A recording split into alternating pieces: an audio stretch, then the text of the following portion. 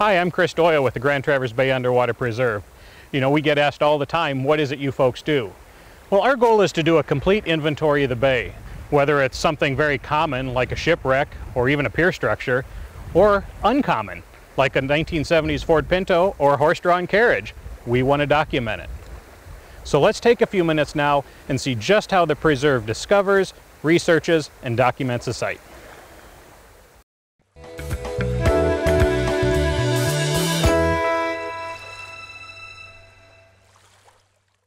We learn about sites most often by speaking with local folks at events like the Michigan Schooner Festival, the Northport Lighthouse and Maritime Festival, or at talks we give throughout the year to various historic or civic groups. At these events, we're often asked if we've ever worked on a certain site. Fortunately, the answer is often no when a new opportunity arises. Once after a presentation we gave in Elk Rapids, a gentleman came up and asked if we knew about the large dock that was once located just south of the Elk Rapids harbor. He'd heard that a ship had sunk after breaking loose from the dock during a storm sometime around the turn of the century. We'd never heard about this site before, so one weekend in late May, we went out to have a look. We left the Elk Rapids Marina, headed south, and started our search using a relatively inexpensive type of side-scan sonar. Side-scan sonar uses sound to create images by projecting a low-frequency sound wave in a V-shaped pattern from a transducer mounted to the hull of the boat. The unit then measures the amount of time it takes the sound to leave the transducer and return. It then converts this data into an image. This is probably the most effective way to locate sunken objects.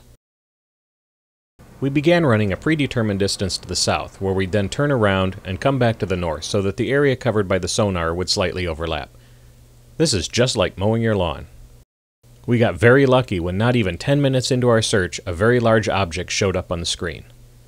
Based on the images we saw, it appeared to be man-made. We weren't sure if this was the wreck we were searching for, so we went down to have a look and take a few pictures. It didn't take long to come to the conclusion that it was some type of shipwreck. At one end of the wreck there was a large amount of what appeared to be shale. So now it was time to learn as much as we could about this site.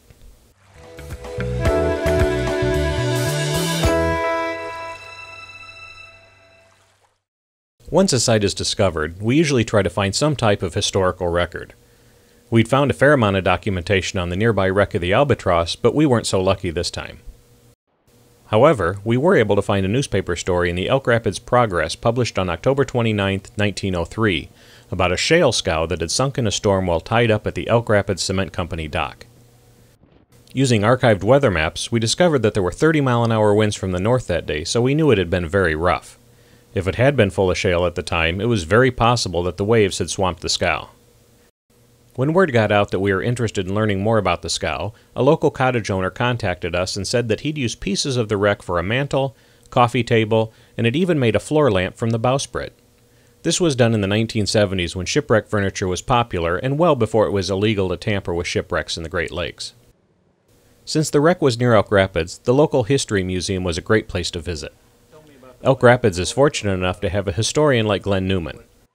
Mr. Newman co-wrote a wonderful book on the history of Elk Rapids that had helped us out in the past, and he was very familiar with the cement company. Well, it was incorporated in 1899. That was the start of the company, and they started building right away.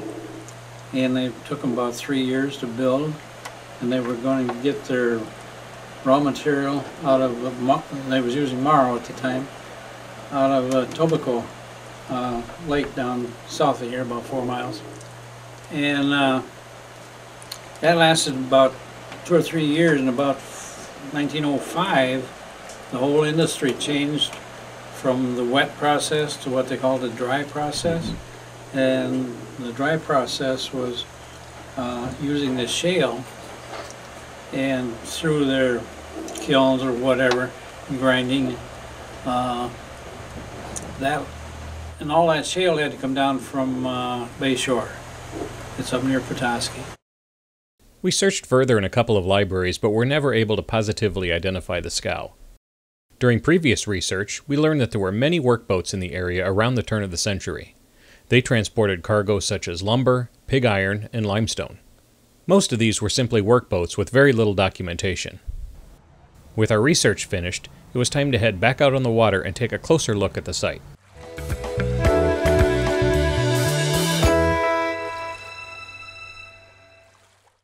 Our field survey began by having Brian Abbott from Nautilus Marine Group scan the wreck with a different type of sonar technology called sector scan.